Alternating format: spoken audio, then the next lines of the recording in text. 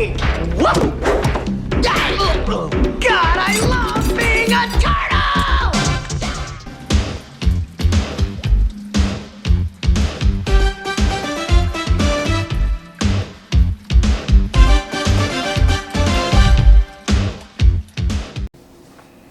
Yeah! Welcome back, everybody. It's time for another 8-Bit MD movie review. And today we're going to review one of my top 5 movies of all time. That's Teenage Mutant Ninja Turtles, the movie. What I actually happen to be holding here is the Laserdisc version. This huge ass disc. But I love this movie so much, I have it on every format. Now, everyone remembers the Ninja Turtles. And if you're around in the mid-80s and early 90s, the Ninja Turtles were the shit. They were everywhere. People were having theme parties, kids were getting turtles for Christmas, for their birthdays. They made blankets and t-shirts and hats and video games and board games. Did I just say board games? Or board games? Anyway, whatever. The turtles were everywhere and it was awesome. But it's 2013 now, and my beloved turtles have been shuffled around like a hot potato. And now Nickelodeon's making new cartoons, and there's rumors that there's going to be a new live-action movie. So we're going to take a look back at the golden piece of Ninja Turtles cinematic history. Teenage Mutant Ninja Turtles, the movie. Now, quickly before we jump into the movie, let's take a quick look back at what we were anticipating. Now, most kids probably started off with the cartoon show. They had a multitude of seasons, 10 seasons altogether.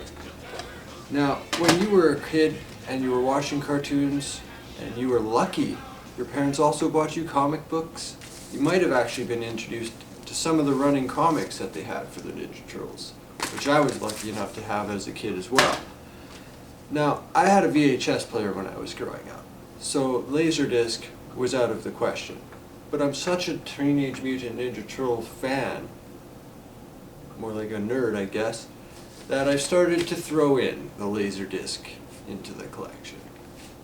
Just gotta have it. Now, let's get back on track and take a look at what we're anticipating with Teenage Mutant Ninja Turtles, the movie. So naturally, when a kid found out that one of his favorite cartoon shows was going to be made into a live-action film, he had to tell his friends. And once enough of your friends knew, there was debate after debate after debate on what they thought the storyline was going to be. Now, when I was a kid, I really wasn't too concerned about the storyline, honestly, because I thought they were just going to go from the beginning, where the epic begins. But unfortunately, they decided to do something completely different. Although, as a kid I was a little bit disappointed, once you see the movie and appreciate the movie as you get older, it has a lot of potential and it still stands out as actually a pretty good cinematic rendition of the Teenage Mutant Ninja Turtles. Studying the bridge book of ninja fighting.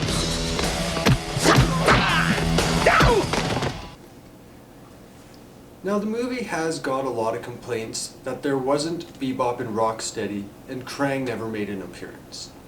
Now, I have no actual factual information on why the producers never decided to go with those characters. It could have been a licensing issue, they might have just wanted to do their own thing, but it did disappoint a lot of the fans.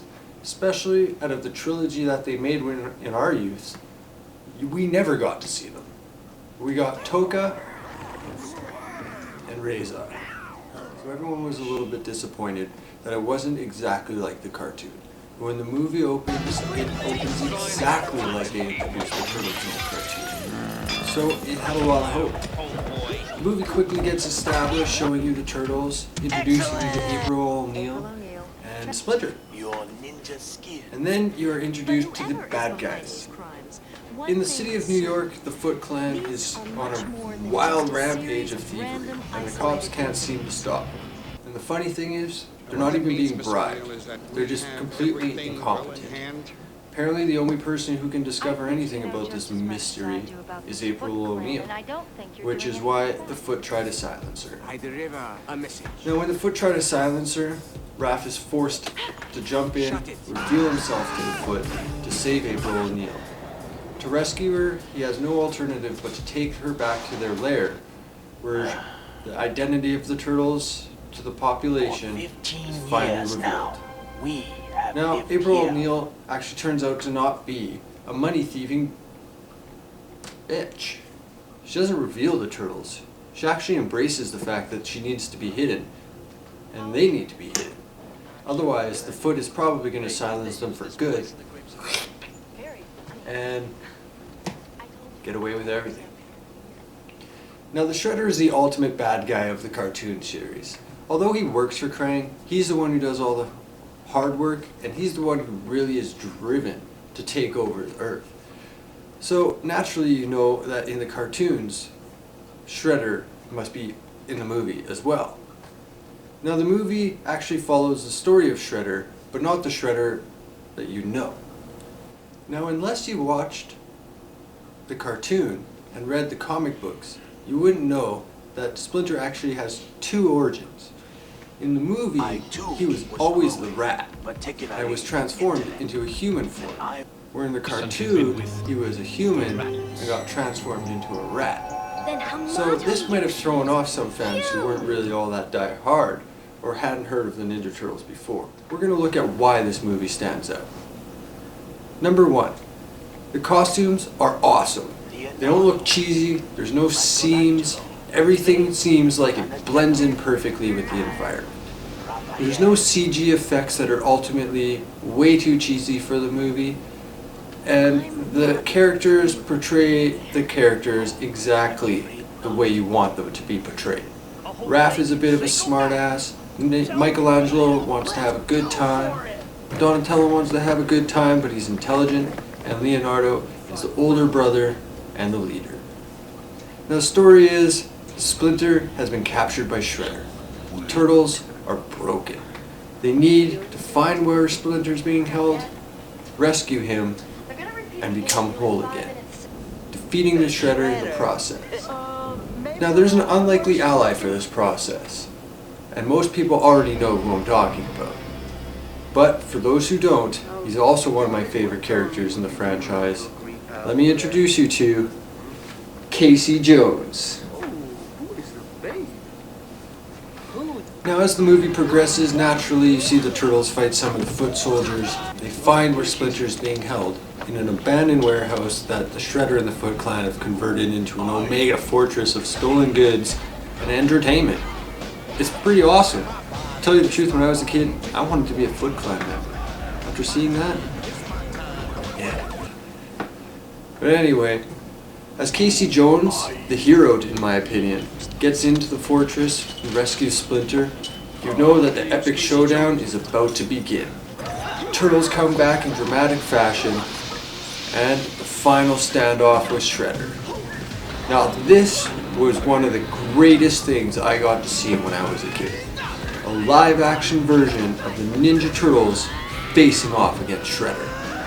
But I did see enough Ninja Turtle episodes growing up that I knew he wasn't going to win.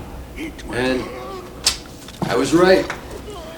But the battle scene is awesome, and the battle scenes in the whole movie are actually pretty good. The choreography is well done, and there's lots of ass kicking. If this was an adult movie, I wouldn't be shocked. But the fact that this movie was directed at kids is kind of surprising. You would never get a movie like this in today's age. This would have to be a CG movie, just so they wouldn't have to slap that PG-17 or whatever on it. But back then, parents were a little bit more liberal with what your kids saw.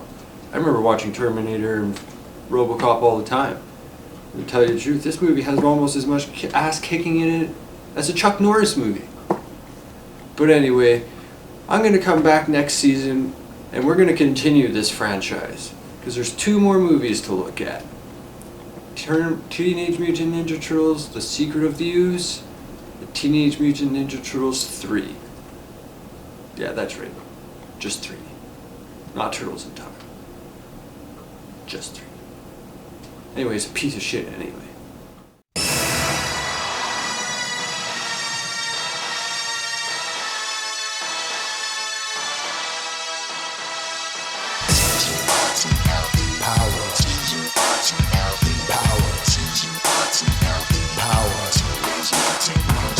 Over half shell, they're the heroes for. In this day and age, who could ask for more? The crime wave is high, with muggings mysterious. All police and detectives are furious.